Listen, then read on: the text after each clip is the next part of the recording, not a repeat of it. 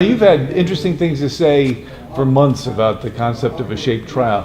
What are your thoughts right now about whether a shape trial is necessary and what we can learn from an additional trial? Yeah, so I think, I believe that there's plenty of evidence already that supports the algorithm of scan first and treat based on the results. Many of the doctors out in the community and certainly the authoritative bodies who want to pay for these tests want a randomized trial.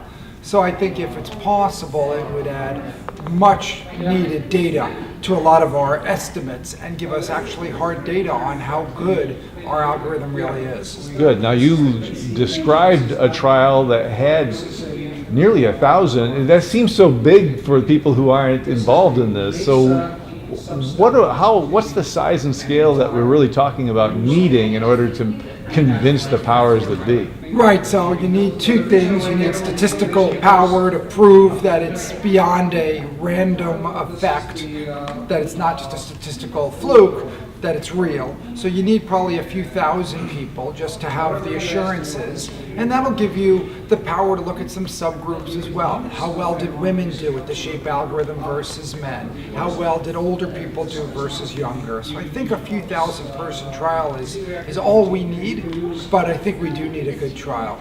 The cynics might say that going out and pursuing a trial 10 years after we came out with a guideline is an admission that we were premature back in the middle of the last decade. Your thoughts? Well, I think we've proven to be correct. I think all of the evidence and all of the wording and a lot of the other guidelines for cholesterol and prevention talk about the power of atherosclerosis imaging. I think, though, that to get the payors to come on board, they still want to see a randomized trial, and I think that's really what would drive me. I don't need that for my practice. I don't need that for my referring doctors. They understand what test is best, but I think to get it paid for, we do need to do a trial. Good. One more question.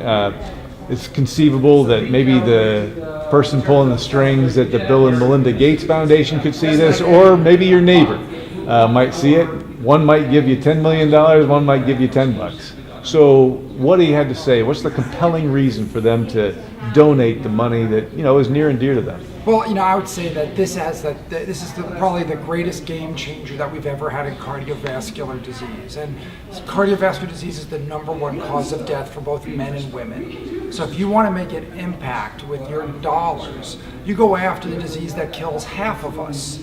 It's great to donate money for remote diseases and for small, unusual processes, but that helps a very small cohort. We're talking about changing the way cardiology and prevention is practiced, not only in the US, but around the world. And the implications are tens of millions or hundreds of millions of lives could be changed by a study like this. So I think the long-term implications are so dramatic that it's where you really want to put your money if you're interested in really making a difference in healthcare and preventive healthcare the way we know it today.